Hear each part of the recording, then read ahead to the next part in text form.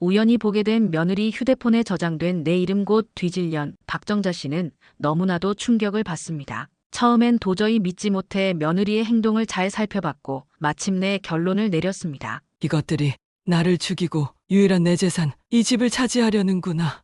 하지만 박정자 씨는 가족한테 순순히 버려지기를 거부하고 행동을 시작했습니다. 과연 이 위기를 어떻게 벗어날 수 있을까요? 이야기 시작 전 구독과 좋아요를 눌러주시면 영상 제작에 큰 힘이 됩니다. 지금 바로 시작하겠습니다. 서울 구로구의 한 아파트. 정갈하게 정리된 거실에는 오늘도 평화로운 일상이 흘러가고 있었습니다. 박정자 씨는 이날도 어김없이 손자 민수를 돌보며 하루를 보내고 있었어요. 할머니, 나 목 아파. 6살 민수가 갑자기 열이 나기 시작했습니다. 아이의 이마가 뜨겁게 달아올랐어요. 정자 씨는 당황했습니다. 아이가 갑자기 아프면 어른들은 항상 그렇듯 마음이 급해지거든요. 마침 며느리 서연 씨가 방에서 나왔습니다. 34세 서연 씨는 언제나 완벽해 보이는 며느리였어요. 옷차림새부터 말투까지 모든 게 흠잡을 데 없었죠. 어머니, 무슨 일이세요? 민수가 갑자기 열이 많이 나는 것 같아. 병원에 데려가야 할 것 같은데. 서연 씨는 재빨리 민수의 상태를 확인했습니다. 이마를 만져보고 목의 림프절도 살펴봤어요. 정말 열이 많이 나네요. 당장 소아과에 가봐야겠어요. 서연 씨는 평소보다 훨씬 빠른 동작으로 가방을 챙기기 시작했습니다. 지갑, 건강보험증, 아이의 옷가지까지 차근차근 준비하는 모습에서 세심한 엄마의 면모가 드러났어요. 어머니, 민수 병원에 데려갈게요. 소아과가 좀 멀어서 조금 늦을 수도 있어요. 저녁 준비는 못할 것 같으니까 어머니가 적당히 드세요. 그래, 걱정하지 말고 다녀와. 민수 건강이 제일 중요하지. 정자 씨는 흔쾌히 대답했습니다. 손자가 아픈데 다른 게 뭐가 중요하겠어요? 민수야, 의사 선생님한테 가서 주사 맞고 금방 나을 거야. 할머니한테 인사하고 가자. 할머니, 다녀올게요. 그래, 우리 민수 아프지 말고 빨리 나아서 와. 현관문이 닫히는 소리와 함께 집안이 조용해졌습니다. 정자 씨는 혼자 남은 거실을 둘러봤어요. 민수가 가지고 놀던 장난감들이 여기저기 흩어져 있었습니다. 정리나 좀 해놔야겠네. 정자 씨는 장난감들을 하나씩 주워서 제자리에 넣기 시작했어요. 아이가 가지고 놀던 것들을 정리하다 보니 마음이 한결 차분해졌습니다. 그러던 중 손주가 원래 먹던 키 크는 약을 먹을 시간이 된 게 문득 떠올랐습니다. 병원 가서 오려면 아직 시간이 남았기에 일단 며느리 서연에게 전화를 해야겠다 생각했죠. 그렇게 전화를 했지만 서연은 받지 않았어요. 그리고 그 순간 집안에서 이상한 소리가 들리고 있었어요. 바로 윙윙거리는 휴대폰의 진동 소리였어요. 서연이 핸드폰을 놓고 간 거였어요. 애가 급하니 핸드폰을 놓고 나갔구나 하며 핸드폰을 바닥에서 주워 올려놓으려는 순간 핸드폰의 화면이 얼핏 보였습니다. 그리고 그 순간 정자 씨의 심장이 얼어붙었습니다. 화면에 떠오른 발신자 이름. 그것은 다름 아닌 곧 뒤질련이었습니다. 그리고 그 옆에는 자신의 얼굴 사진이 프로필 사진으로 설정되어 있었어요. 명절 때 찍었던 사진이었습니다. 환하게 웃고 있는 자신의 모습이 곧 뒤질련이라는 글자 옆에 나란히 놓여 있었던 거죠. 이게 내가 맞나? 정자 씨는 휴대폰을 든 손이 떨리는 걸 느꼈습니다. 눈을 비비고 다시 봐도 똑같았어요. 분명히 자신의 사진이 맞았고 이름은 곧 뒤질련이었습니다. 너무 놀라고 손이 떨려 핸드폰을 어떻게 만져보지도 못하고 떨어뜨렸습니다. 그리고 본인의 핸드폰에서 연결 종료를 누르니 정자 씨의 핸드폰도 진동이 멈추고 다시 조용해졌어요. 정자 씨는 소파에 털썩 주저앉았습니다. 가슴이 무너져 내리는 것 같았어요. 숨이 잘 쉬어지지 않았습니다. 설마 정말 나를 그렇게 생각하는 건가? 아니면 혹시 오타일까요? 실수로 잘못 입력한 건 아닐까요? 정자 씨는 스스로를 달래려고 했어요. 아니야, 아닐 거야. 서연이가 그럴 리 없어. 분명히 실수야. 하지만 마음 한편으로는 불안이 밀려왔습니다. 정말 실수라면 왜 하필 곧 뒤질련이라는 단어가 나왔을까요? 그것도 자신의 사진과 함께 말이에요. 그날 저녁 서연 씨와 민수가 돌아왔습니다. 다행히 민수는 해열제를 먹고 많이 나아진 상태였어요. 어머니, 다녀왔습니다. 민수 열이 많이 떨어졌어요. 그래, 다행이다. 우리 민수 괜찮니? 정자 씨는 애써 평상시처럼 대답했습니다. 휴대폰 일은 언급하지 않았어요. 어머니, 혹시 제 폰 못 보셨어요? 소파에 두고 간 것 같은데. 아, 그거 여기 있어. 정자 씨는 휴대폰을 건네줬습니다. 서연 씨가 받으면서 고마워하는 모습을 보니 정말 그냥 실수였을 수도 있겠다는 생각이 들었어요.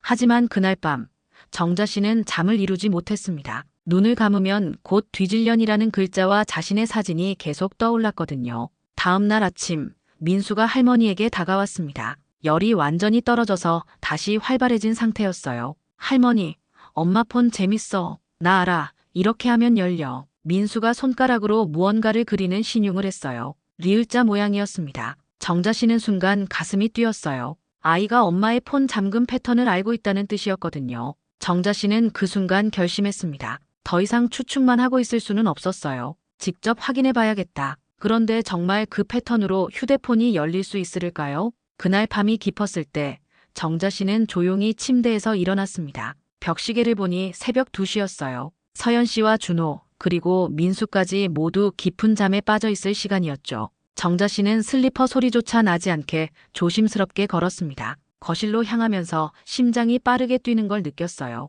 마치 무언가 금기를 저지르는 것 같은 기분이었거든요. 거실에 도착해서 서연 씨의 휴대폰을 찾았습니다. 다행히 충전기에 꽂혀 있었어요. 정자 씨는 떨리는 손으로 휴대폰을 집어들었습니다. 민수가 알려준 대로 정자 씨는 민수가 신용했던 리을자 패턴을 그려봤습니다. 한 번, 두 번, 세 번째에서 화면이 환하게 켜졌어요. 정말로 열렸네. 먼저 연락처부터 확인해봤습니다. 혹시 어제 본 게 착각이었을까 해서요. 하지만 거기에도 여전히 곧 뒤질련이라고 적혀 있었습니다. 자신의 사진과 함께요. 정자 씨는 한동안 그 화면을 바라봤습니다. 실수가 아니라는 게 확실해졌거든요. 며느리가 정말로 자신을 그런 이름으로 저장해둔 거였어요. 이제 카카오톡을 확인해볼 차례였습니다. 정자 씨는 떨리는 손으로 메신저를 열어봤어요. 여러 개의 단톡방이 있었는데 그 중에 헬조선이라는 방이 눈에 띄었습니다. 클릭해보니 정자 씨는 눈을 의심했습니다. 그 늙은 쓰레기 또 잔소리 폭발했어. 집안 곰팡이 같은 존재야 진짜. 언제까지 모셔야 하는 거야? 오늘 아침에도 반찬 가지고 뭐라 하더라. 짜다고. 아, 정말 짜증나. 맛없으면 네가 해먹어라 하고 싶다. 모두 서연 씨가 보낸 메시지들이었습니다. 친구들과의 대화에서 시어머니인 자신을 이렇게 부르고 있었던 거예요. 정자 씨는 충격으로 한동안 말을 잇지 못했습니다. 그런데 더 놀라운 건 따로 있었어요. 같은 시간대에 올라온 가족 단톡방 메시지를 확인해보니 우리 어머니는 정말 천사세요. 어머니가 만들어주신 된장찌개 너무 맛있었어요. 어머니 덕분에 저희는 늘 따뜻해요. 어머니, 항상 감사드려요. 사랑해요. 정자 씨는 한참 동안 두 화면을 번갈아 봤습니다. 똑같은 사람이 거의 똑같은 시간에 정반대의 메시지를 보내고 있었던 거예요. 친구들에게는 늙은 쓰레기, 집안 곰팡이라고 하면서 가족들에게는 천사, 감사드려요라고 하고 있었던 겁니다. 정자 씨는 이상하게도 눈물이 나지 않았습니다. 처음에는 분노가 치밀어 올랐지만 이제는 오히려 차가운 침착함이 느껴졌어요. 사실 정자 씨에게는 남들이 모르는 특별한 경력이 있었습니다. 바로 30년간 보습학원 강사와 방과 후 교실 교사로 일해온 경험이었어요. 오랜 교육 현장에서 일하면서 정자 씨는 자연스럽게 스마트폰과 각종 디지털 기기에 능숙해졌습니다. 학생들과의 소통, 학부모와의 연락, 수업 자료 정리 등을 위해서는 필수적이었거든요. 무엇보다 교사로서 가장 중요하게 여겼던 것이 바로 기록이었습니다. 학생들의 출석 상황, 성적 변화, 상담 내용, 학부모와의 면담 기록까지 모든 것을 빠짐없이 정리하고 보관하는 습관이 몸에 배어 있었어요. 그 습관이 지금 이 순간에도 발휘되었습니다. 정자 씨는 감정에 휘둘리지 않고 차분하게 스크린샷을 찍기 시작했어요. 연락처 화면, 친구들과의 욕설 대화, 가족 단톡방의 선량한 메시지까지 하나하나 빠뜨리지 않고 캡처했습니다. 그리고 갤러리에서 새 폴더를 만들었어요. 증거자료라는 이름으로 말이죠. 그 안에 또다시 세부 폴더를 만들어서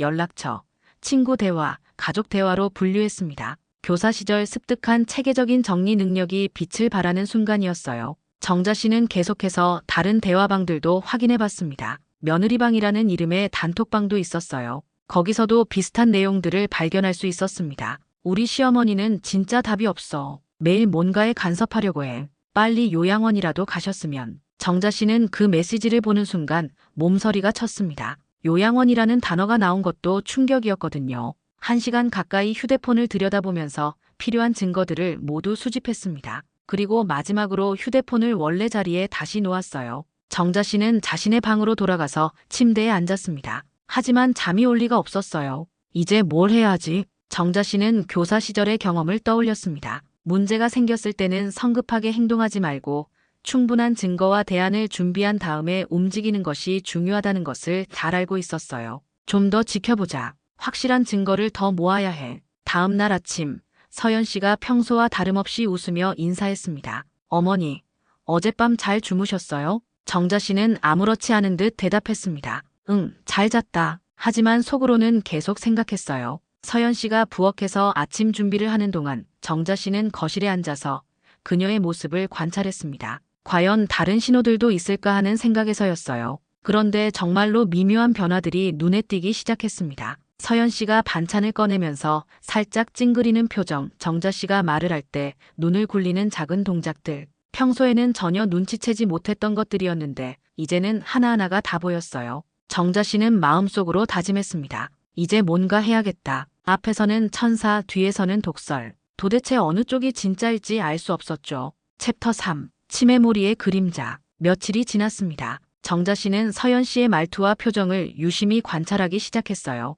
휴대폰에서 본 충격적인 내용들 때문에 예전처럼 순수하게 바라볼 수가 없었거든요. 그런데 정말로 미묘한 변화들이 눈에 띄기 시작했습니다. 아침 식사 시간이었어요. 정자 씨가 정성스럽게 만든 콩나물 무침을 식탁에 올렸습니다. 어머니, 고생하셨어요. 서연 씨는 겉으로는 다정하게 말했지만 반찬을 보는 순간 살짝 찡그리는 표정을 지었어요. 아주 잠깐이었지만 이제는 그런 것들이 다 보였습니다. 맛있게 드세요. 정자 씨가 말하자 서연 씨는 금세 환한 미소를 지었어요. 네, 어머니. 항상 감사해요. 하지만 정자 씨는 알 수 있었습니다. 그 미소가 진짜가 아니라는 걸요. 며칠 후에는 더욱 노골적인 일이 벌어졌어요. 정자 씨가 저녁 준비를 하기 위해 가스레인지를 켰습니다. 평소처럼 국을 끓이려고 했거든요. 그런데 서연 씨가 부엌으로 들어오더니 말했어요. 어머니, 요즘 가습을 사용하실 때 조심하셔야 할 것 같아요. 왜? 뭔 일 있었어? 아니에요. 그냥 나이 드시면서 깜빡하시는 일이 많아지잖아요. 혹시라도 위험할까 봐서요. 서연 씨의 말투는 걱정하는 것처럼 들렸지만 정자 씨는 뭔가 다른 의도가 있다는 걸 직감했어요. 내가 언제 깜빡했다고 그래? 어머니, 그런 뜻이 아니라 그냥 조심하시라는 말씀이에요. 하지만 서연 씨의 눈빛에는 분명히 다른 감정이 담겨 있었습니다. 그날 저녁 준호가 회사에서 돌아왔을 때였어요. 여보, 어머니께서 가스불을 자주 켜두신 채로 깜빡하시는 것 같아. 서연 씨가 남편에게 말하는 소리가 들렸습니다. 정자 씨는 방 앞을 지나가다 우연히 듣게 된 거였어요. 정말 위험하겠네. 그러게 말이야. 요즘 많이 건망증이 심해지신 것 같더라고. 정자 씨는 깜짝 놀랐습니다. 자신은 가스불을 켜놓고 깜빡한 적이 단 한 번도 없었거든요. 서연 씨가 거짓말을 하고 있는 거였어요. 며칠 뒤에는 더욱 충격적인 일이 벌어졌습니다. 정자 씨는 서연 씨가 누군가와 통화하는 소리를 들었어요. 목소리가 평소보다 컸거든요. 언니, 진짜 스트레스 장난 아니야. 정자 씨는 자신도 모르게 귀를 기울였습니다. 그 인간이 뭐든 생색내려고 해서 진짜 지겨워. 반찬 해준다고, 청소해준다고 매번 티를 내니까. 그 인간이 자신을 가리킨다는 걸 정자 씨는 알 수 있었어요. 차라리 그냥 아프기라도 했으면 좋겠어. 그러면 명분이라도 생기잖아. 정자 씨는 그 순간 온몸에 소름이 돋았습니다. 아프기라도 했으면 좋겠다는 말이 무엇을 의미하는지 너무나 명확했거든요.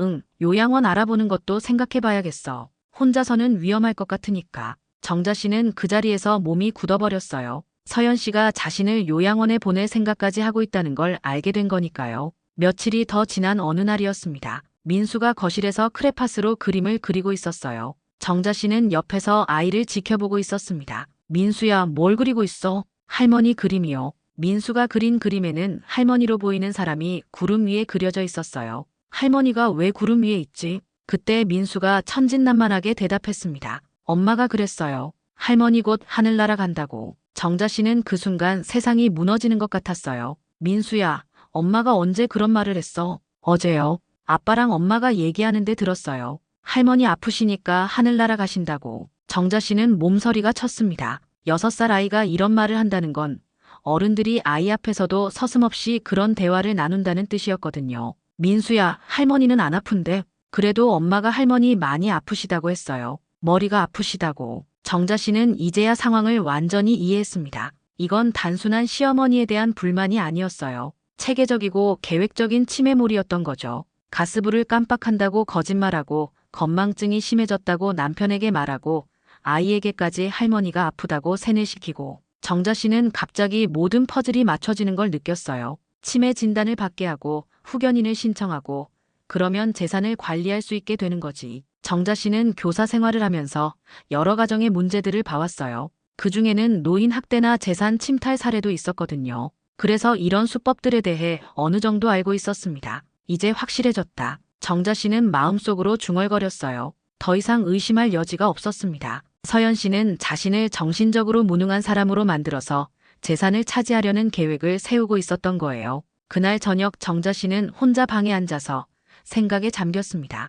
이제 어떻게 해야 하지? 감정적으로 따지고 싶었지만 그렇게 하면 오히려 정신이 이상하다는 프레임에 말려들 수도 있었어요. 좀 더 신중하게 접근해야겠다고 생각했습니다. 증거를 더 모아야 해. 그리고 대비책도 마련해야 하고. 정자 씨는 오랜 교사 경험을 통해 배운 것이 있었습니다. 문제가 생겼을 때는 감정보다 논리로, 성급함보다 차분함으로 대응하는 것이 중요하다는 걸 말이에요. 하지만 한 가지는 확실했습니다. 이제는 더 이상 방관할 수 없다는 것이었어요. 서연 씨의 목적은 과연 무엇일까요? 단순히 시어머니를 내쫓는 것일까요?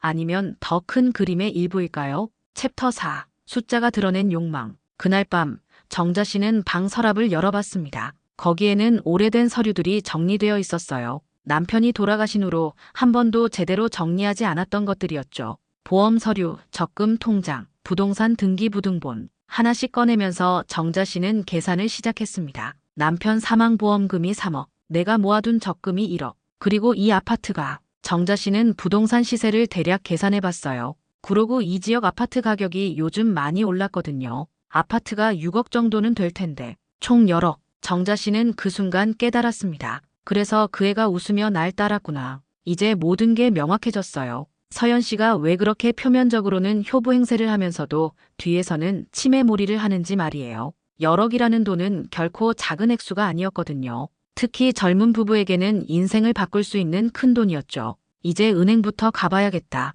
정자 씨는 다음 날 아침 일찍 은행으로 향했습니다. 먼저 자신의 모든 계좌를 점검해 보려고 했어요. 어머님, 계좌 통합 관리를 원하시는군요. 은행 직원이 친절하게 설명해 줬습니다. 네, 여기저기 흩어져 있는 것들을 하나로 모으고 싶어요. 그리고 보안도 좀 더 강화하고 싶고요. 좋습니다. 그런데 혹시 직원이 잠시 망설이더니 조심스럽게 말했어요. 최근에 따님께서 어머님 명의로 대리 출금을 시도하신 적이 있으시네요. 정자 씨는 깜짝 놀랐습니다. 대리 출금이요? 네, 며칠 전에 오셔서 어머님이 많이 편찮으시다며 대신 돈을 찾으려고 하셨어요. 하지만 필요한 서류가 부족해서 안 된다고 말씀드렸거든요. 정자 씨는 온몸에 소름이 돋았어요. 서연 씨가 이미 자신 모르게 돈을 빼내려고 시도했다는 뜻이었거든요. 어떤 서류를 요구하셨나요? 후견인 지정 서류나 의사 진단서 같은 것들이요. 어머님이 치매나 정신적 문제로 판단 능력이 없다는 걸 증명하는 서류 말입니다. 정자 씨는 이제 완전히 이해했어요. 서연 씨가 왜 그렇게 열심히 치매몰이를 하고 있었는지 말이죠. 직원님, 이 계좌들 보안을 최대한 강화해 주세요. 그리고 대리인 등록은 당분간 하지 않을 거예요. 네, 알겠습니다. 은행을 나온 정자 씨는 바로 부동산으로 향했습니다. 마음속으로 이미 결심을 했거든요. 사장님, 우리 집 급매로 내놓고 싶은데요. 부동산 사장은 의외라는 표정을 지었어요. 어머님, 갑자기 왜 집을 파시려고 하세요? 이 지역 집값 많이 올랐는데 급한 일이 생겨서요. 빨리 처분해야 해요. 그러시면 시세보다 조금 낮게 책정해야 빨리 나갈 텐데. 괜찮아요. 빨리 팔리는 게 중요해요. 정자 씨는 매매 계약서에 서명을 했습니다. 집을 팔면 당장 현금 6억이 생기는 거였어요. 집으로 돌아온 정자 씨를 서연 씨가 맞았습니다. 어머니, 어디 다녀오셨어요? 은행 가셨나요? 서연 씨의 목소리에는 묘한 긴장감이 섞여 있었어요. 응, 잠깐 볼 일이 있어서. 정자 씨는 일부러 시험해보기로 했습니다. 요즘 나이가 드니까 기억이 가물가물해. 통장들을 어디에 뒀는지도 잘 기억이 안 나고. 서연 씨의 눈이 번뜩였어요. 어머니, 그럼 제가 보관해드릴까요? 안전하게 관리해드릴게요. 정말, 그럼 고맙겠네. 네, 어머니. 저만 믿으세요. 제가 잘 관리해드릴게요. 서연 씨의 목소리에는 감추려 해도 감춰지지 않는 기대감이 배어 있었어요. 정자 씨는 속으로 씁쓸하게 웃었습니다. 예상대로였어요. 그런데 서연아, 요즘 나한테 뭔가 불만 있니? 네, 무슨 말씀이세요? 아니야, 그냥 괜히 물어봤어. 어머니, 저희가 어머니한테 불만이 있을 리 없잖아요. 어머니는 저희 가족의 보물이세요. 서연 씨는 환한 미소를 지었지만 정자 씨는 그 미소가 얼마나 가짜인지 너무 잘 알고 있었어요. 그날 저녁 정자 씨는 혼자 방에 앉아서 생각했습니다.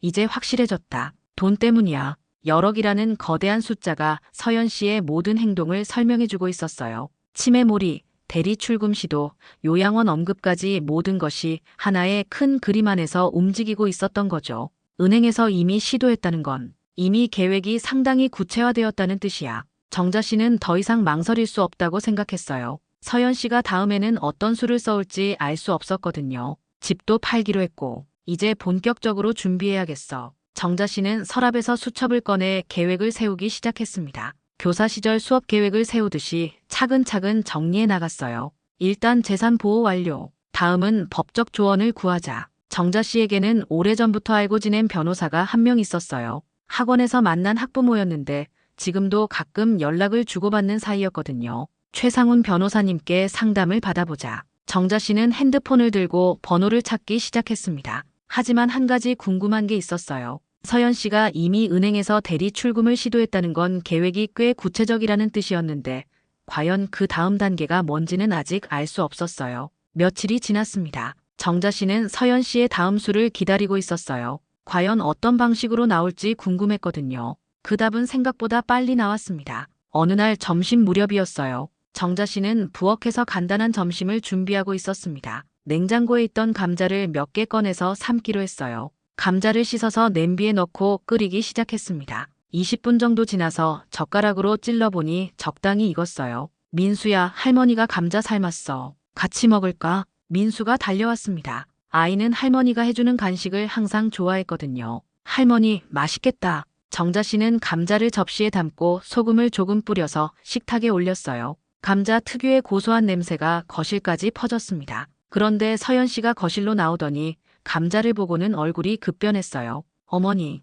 이게 뭐예요? 서연 씨의 목소리가 갑자기 높아졌습니다. 감자인데 왜 그래? 이 감자 상했잖아요. 어떻게 이런 걸 아이한테 먹이려고 하세요? 정자 씨는 깜짝 놀라서 감자를 다시 봤어요. 하지만 아무리 봐도 멀쩡했습니다. 껍질도 깨끗하고 색깔도 정상이었어요. 어디가 상했다는 거야? 나는 아무렇지도 않은데.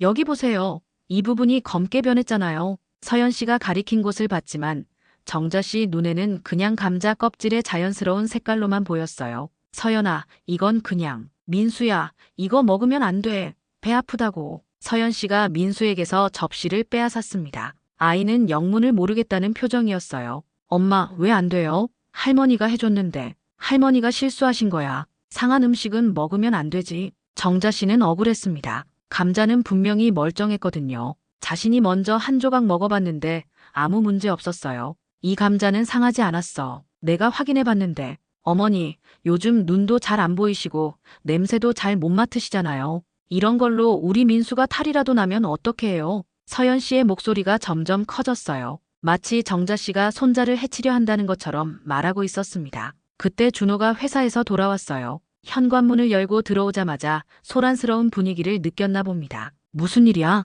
여보, 큰일 날 뻔했어요. 어머니가 상한 감자를 민수한테 먹이려고 했어요. 준호는 감자를 보더니 미간을 찌푸렸어요. 엄마, 이건 정말 상한 것 같은데요? 정자 씨는 믿을 수 없었습니다. 아들까지 며느리 편에 서다니요. 준호야, 이 감자는 상하지 않았어. 내가 방금 삶은 거라고. 엄마, 요즘 판단력이 좀. 준호가 말을 망설였어요. 뭐가 어떻다고? 아니에요. 그냥 조금 더 신경 써주세요. 그날 저녁 정자 씨는 일찍 방으로 들어갔어요. 억울하고 화가 났지만 더 이상 이야기해봐야 소용없을 것 같았거든요. 방에 누워서 천장을 바라보는데 거실에서 부부가 대화하는 소리가 들려왔어요. 여보, 어머니 상태가 점점 심해지는 것 같아. 서연 씨의 목소리였어요. 그러게. 오늘도 상한 음식을 구별 못하시고 이런 식으로 계속 가면 정말 위험할 것 같아. 민수한테 뭔가 일이라도 생기면 그럼 어떻게 해야 할까? 준호가 걱정스러운 목소리로 물었어요. 병원에서 검사라도 받아보셔야 하지 않을까?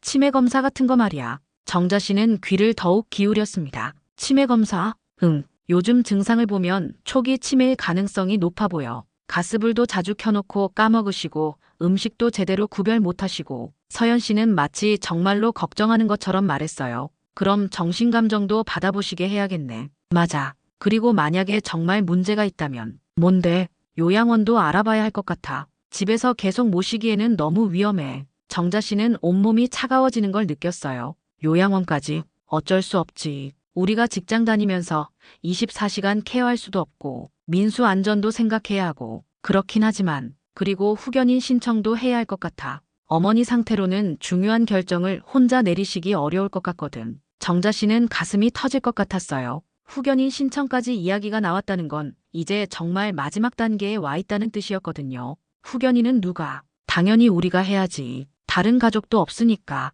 서연 씨의 목소리에는 이제 숨기려 하지도 않는 만족감이 섞여 있었어요. 정자 씨는 침대에서 일어나 작은 수첩을 꺼냈습니다. 그리고 오늘 있었던 일들을 하나하나 기록하기 시작했어요. 감자 사건 다시 멀쩡한 음식을 상했다고 거짓 주장. 준호도 서연 편에서 동조. 치매 검사, 정신감정, 요양원, 후견인 신청 언급. 정자 씨는 펜을 든 손이 떨리는 걸 느꼈습니다. 분노 때문이 아니라 절망감 때문이었어요. 아들마저 자신을 의심하고 있었거든요. 더 이상 이 집에서는 자신을 편들어줄 사람이 없었습니다. 하지만 정자 씨는 포기하지 않았어요. 오히려 더욱 결연해졌습니다. 이제 진짜 싸움이 시작이다. 정자 씨는 수첩을 덮고 다시 침대에 누웠어요. 내일은 반드시 변호사를 만나봐야겠다고 다짐했습니다. 더 이상 혼자서는 감당할 수 없을 것 같았거든요. 전문가의 도움이 필요한 상황이었어요. 다음 날 아침, 정자 씨는 일찍 집을 나섰습니다. 최상훈 변호사와 약속을 잡았거든요. 최상훈은 정자 씨가 학원에서 강사로 일할 때 만난 학부모였어요.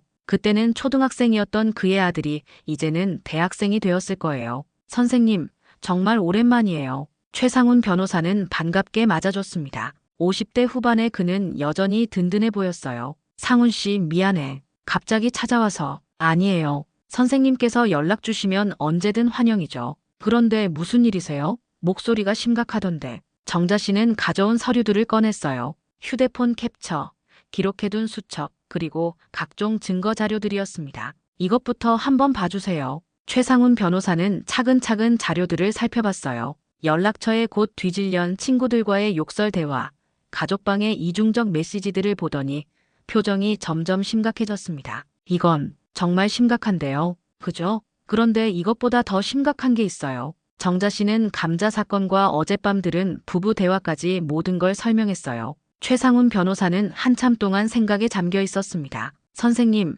이건 전형적인 치매몰이 패턴입니다. 요즘 자주 보는 사례예요. 치매몰이. 네. 노인을 정신적으로 무능한 상태로 만들어서 재산을 탈취하는 수법이죠. 가스불을 깜빡한다고 거짓말하고 음식 판별력이 떨어진다고 조작하고 그런 식으로 치매 진단을 유도하는 거예요. 정자 씨는 자신의 직감이 맞았다는 걸 확인했어요. 그럼 어떻게 해야 해요? 다행히 선생님께서 증거를 잘 수집해 두셨네요. 이 정도면 충분히 대응할 수 있습니다. 최상훈 변호사는 구체적인 조언을 해줬어요. 먼저 금융보안부터 강화하세요. 모든 계좌의 비밀번호를 바꾸고 대리인 등록을 원천 차단하세요. 그건 이미 했어요. 좋습니다. 그리고 부동산도 처분을 고려해보세요. 현금화해서 안전한 곳에 보관하는 게 좋을 것 같아요. 그것도 이미 진행 중이에요. 집을 금매로 내놨거든요. 최상훈 변호사는 놀란 표정을 지었어요. 벌써 그렇게까지 생각하셨군요. 역시 선생님다우세요. 그런데 상훈 씨, 혹시 보험 쪽도 확인해 봐야 할까요? 보험이요? 남편이 돌아가면서 보험금을 받았는데 혹시 추가로 가입된 게 있을까 해서. 최상훈 변호사의 표정이 급변했어요. 선생님, 그거 반드시 확인해 보셔야 해요. 요즘은 사망보험을 이용한 범죄도 많거든요. 정자 씨는 소름이 돋았어요. 설마 그런 생각까지는 안 했을 텐데. 일단 확인부터 해보세요. 보험협회에 조회 신청하시면 본인 명의로 가입된 모든 보험을 확인할 수 있어요. 그날 오후 정자 씨는 바로 보험협회로 향했습니다. 본인 명의로 가입된 모든 보험의 내역을 요청했어요. 며칠 후 결과가 나왔습니다. 정자 씨는 그 서류를 보고 온몸이 얼어붙었어요. 기존에 알고 있던 보험 외에 최근 3년간 추가로 가입된 사망보험이 있었던 거예요. 모두 서연 씨가 수익자로 되어 있었습니다. 10억. 보험금 총액을 계산해 보니 10억이 나왔어요. 기존 재산에 더해서 자신이 죽으면 서연 씨에게 10억이 더 들어가는 거였습니다. 정자 씨는 손이 떨려서 서류를 제대로 잡을 수가 없었어요. 이건 정말 단순한 재산 탈취가 아니었어요. 자신이 죽기를 바라는 거였던 겁니다. 그동안 서연 씨가 했던 말들이 새로운 의미로 다가왔어요. 그냥 아프기라도 했으면 좋겠어. 할머니 곧 하늘 날아간다. 모든 게 연결되었어요. 정자 씨는 급하게 최상훈 변호사에게 전화를 걸었습니다. 상훈 씨, 큰일이에요. 보험 조회해봤는데 어떻게 나왔어요? 10억이에요. 제가 죽으면 서연 씨한테 10억이 들어가요. 전화 너머로 최상훈 변호사가 한숨 쉬는 소리가 들렸어요. 선생님, 이건 정말 위험한 상황이에요. 단순한 재산 분쟁이 아니라 생명의 위협이 될 수도 있어요. 어떻게 해야 해요? 당장 보험을 해지하시고 경찰 신고도 고려해 보세요. 경찰 신고까지? 네. 이 정도면 충분히 범죄 의도가 있다고 볼 수 있어요. 정자 씨는 집으로 돌아가는 길에 계속 생각했어요. 10억이라는 돈 때문에 자신의 죽음을 바라는 사람과 한 집에 살고 있다는 현실이 믿어지지 않았어요. 그동안 자신이 얼마나 순진했는지 깨달았습니다. 서연 씨의 목적이 단순히 자신을 쫓아내는 것이 아니라 아예 이 세상에서 사라지기를 바라는 거였던 겁니다.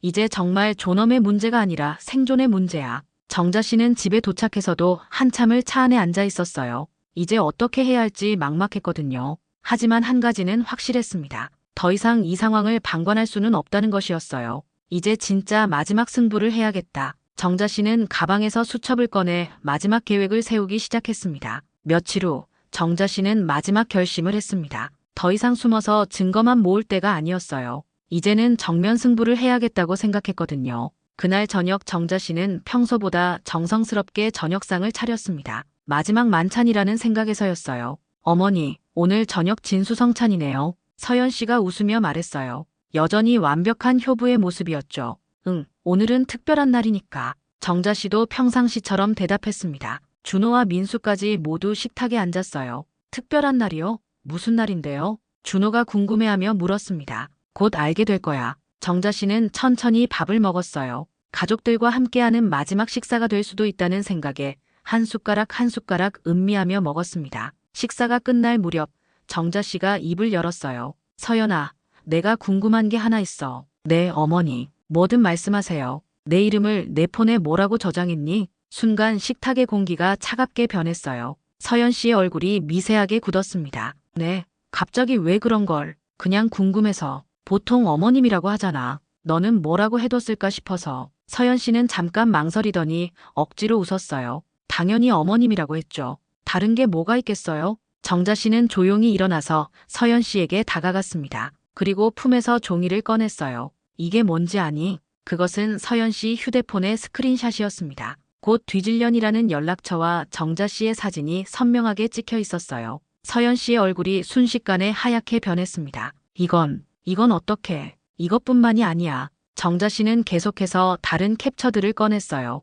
친구들과의 단톡방에서 자신을 늙은 쓰레기, 집안 곰팡이라고 부른 메시지들이었습니다. 그 늙은 쓰레기 또 잔소리 폭발했어. 언제까지 모셔야 하는 거야? 정자 씨가 메시지를 읽어줬어요. 그리고 이건 같은 시간에 가족 단톡방에 보낸 메시지야. 이번에는 가족방의 캡처를 보여줬습니다. 우리 어머니는 정말 천사세요. 어머니 사랑해요. 정자 씨의 목소리는 차분했지만 그 안에는 깊은 분노가 숨어 있었어요. 준호가 어리둥절한 표정으로 캡처들을 봤습니다. 이게 정말 서연이가 보낸 거야? 서연 씨는 한참 동안 말을 못하고 있었어요. 그러더니 갑자기 울음을 터뜨렸습니다. 어머니, 죄송해요. 정말 죄송해요. 왜 죄송한데? 뭘 잘못했다는 거야?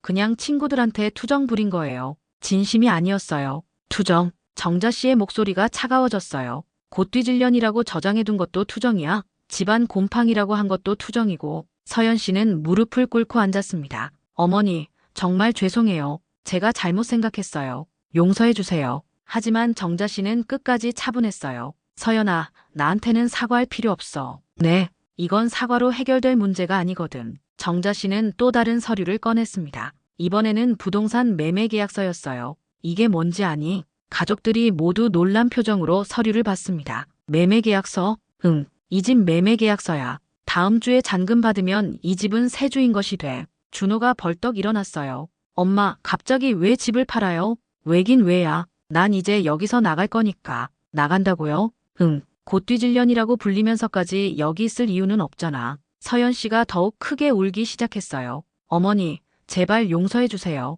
다시는 그런 일 없을 거예요. 서연아, 넌 아직도 모르는구나. 정자 씨는 마지막 증거를 꺼냈어요. 보험 가입 내역서였습니다. 이것도 내가 한 거지. 서연 씨의 얼굴이 더욱 하얗게 변했어요. 내 명의로 10억짜리 사망보험을 가입해둔 것도 투정이야. 이제는 준호도 상황을 이해하기 시작했어요. 서연아, 이게 정말이야? 서연 씨는 대답할 수 없었어요. 정자 씨는 조용히 말했습니다. 가족이면 서로를 곧뒤질년이라고 부르지 않아. 가족이면 상대방의 죽음으로 돈을 벌려고 하지도 않고. 어머니, 난 더 이상 너희들과 가족이 아니야. 정자 씨는 서류들을 정리하면서 말했어요. 다음 주 목요일까지 짐 정리해서 나갈 거야. 그때까지는 서로 얼굴 보지 말자. 서연 씨가 정자 씨의 다리를 붙잡았어요. 어머니, 제발요. 정말 잘못했어요. 다시 기회를 주세요. 하지만 정자 씨는 단호했습니다. 서연아, 늦었어. 이미 너무 늦었다고. 엄마, 그래도 이런 식으로. 준호가 말하려 했지만 정자 씨가 손으로 제지했어요. 준호야, 너도 이미 선택했잖아. 감자 사건 때 누구 편에 섰는지 잊었어? 준호는 할 말이 없었어요. 정자 씨는 방으로 들어가면서 마지막으로 말했습니다. 존중받지 못하는 곳에서는 떠나는 게 맞아. 그게 서로를 위한 거야. 그날 밤 집은 조용했지만 긴장감으로 가득했어요. 정자 씨는 짐을 정리하기 시작했고 서연 씨는 밤새 울었습니다. 정말 끝인 걸까요? 아니면 가족들이 마지막으로 정자 씨를 붙잡을 수 있을까요? 일주일이 지났습니다. 그동안 집안은 무거운 침묵에 쌓여 있었어요. 서연 씨는 몇 번이나 정자 씨 방문 앞에서 사과하려 했지만 정자 씨는 문을 열어주지 않았습니다. 떠나는 날이 되었어요. 새벽 5시, 정자 씨는 조용히 짐을 챙겼습니다. 캐리어 하나와 작은 가방 하나가 전부였어요. 30년 넘게 모아온 살림살이를 뒤로하고 떠나는 거였습니다. 거실로 나오니 서연 씨와 준호가 기다리고 있었어요. 밤새 못 잔 듯 눈이 부어 있었습니다. 어머니, 서연 씨가 다가오려 했지만 정자 씨는 손으로 제지했어요. 그만해. 이미 끝난 일이야. 엄마, 정말 가실 거예요? 준호의 목소리에는 후회가 섞여 있었어요. 응, 이미 결정했어. 정자 씨는 캐리어를 끌고 현관으로 향했습니다. 서연 씨가 뒤따라오면서 정자 씨의 팔을 붙잡았어요. 어머니, 제발요. 저희가 다 잘못했어요. 용서해 주세요. 정자 씨는 서연 씨의 손을 조용히 뿌리쳤습니다. 서연아, 용서는 할 수 있어. 하지만 다시 함께 살 수는 없어. 왜요? 저희가 변할게요. 사람은 쉽게 변하지 않아. 특히 돈 앞에서는 더더욱. 준호가 앞을 막아섰어요. 엄마, 그래도 이건 너무해요. 집까지 팔고 가시면 저희는 어떻게 해요? 정자 씨는 아들을 바라봤습니다. 준호야, 내가 나를 믿어줬다면 상황이 달랐을 거야. 엄마, 하지만 넌 아내 편에 섰어. 그건 내 선택이었고 이것도 내 선택이야. 정자 씨는 현관문을 열었어요. 밖에는 이사짐센터 차량이 기다리고 있었습니다. 어머니, 정말 안 돼요. 서연 씨가 울면서 매달렸지만 정자 씨는 흔들리지 않았어요. 오늘이 내 새로운 시작이다. 정자 씨는 마지막으로 집을 둘러봤습니다. 그리고 문을 닫았어요. 엘리베이터에서 내려다보니 서연 씨와 준호가 창문으로 바라보고 있었어요. 하지만 정자 씨는 뒤돌아보지 않았습니다. 기사님, 김포공항으로 가주세요. 네, 알겠습니다. 3개월 후, 정자 씨는 제주도의 작은 펜션에서 아침을 맞고 있었습니다. 창밖으로는 한라산이 보였고 바람에는 바다 냄새가 섞여 있었어요. 좋은 아침이야. 정자 씨는 혼자 말하며 웃었습니다. 언제부터인가 아침이 기다려지기 시작했거든요. 핸드폰에는 준호에게서 온 장문의 문자가 있었어요. 엄마, 안녕하세요. 서연이와 별거했어요. 민수는 제가 키우고 있습니다. 서연이는 원룸에서 혼자 살고 있어요. 회사에서도 힘들어하고 친구들도 다 등을 돌렸대요. 엄마가 없으니 집안이 완전히 무너졌어요. 정말 죄송해요. 그때 엄마를 믿어드리지 못해서 죄송해요. 정자 씨는 잠깐 마음이 흔들렸어요. 특히 민수 생각이 났거든요.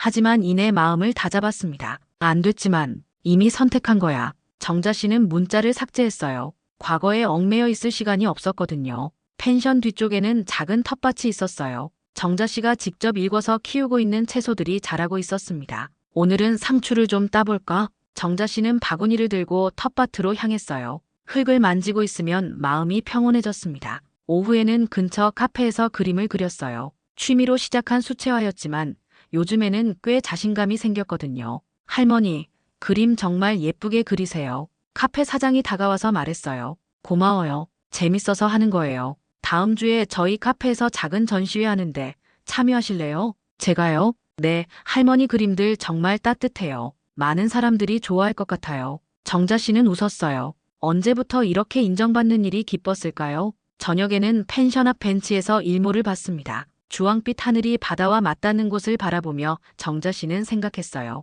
내가 잘한 걸까? 가끔은 후회가 들기도 했어요. 특히 민수 생각이 날 때는 마음이 아팠거든요. 하지만 대부분의 시간은 평온했어요. 누구의 눈치를 보지 않고 욕설을 듣지 않고 감시받지 않는 삶이 이렇게 자유로운 줄 몰랐거든요. 박정자 잘했어. 정자 씨는 자신에게 말했어요. 나는 이제 곧 뒤질 년이 아니라 박정자야. 존중받는 사람이야. 그날 밤 정자 씨는 일기를 썼어요. 오늘로 제주도에 온 지 3개월이 되었다. 처음에는 외롭고 무서웠는데 이제는 이 생활이 좋다. 텃밭도 있고 그림도 그리고 사람들도 나를 따뜻하게 대해준다. 존중받지 못하는 곳을 떠나는 건 이기심이 아니라 용기였다. 나는 용기 있는 선택을 했다. 창밖으로는 별이 쏟아지고 있었어요. 서울에서는 볼 수 없었던 수많은 별들이 정자 씨를 반겨주고 있었습니다. 내일은 또 어떤 하루가 될까? 정자 씨는 기대감에 부풀어 잠자리에 들었어요. 존중받지 못하는 곳을 떠나는 것은 이기심이 아닙니다.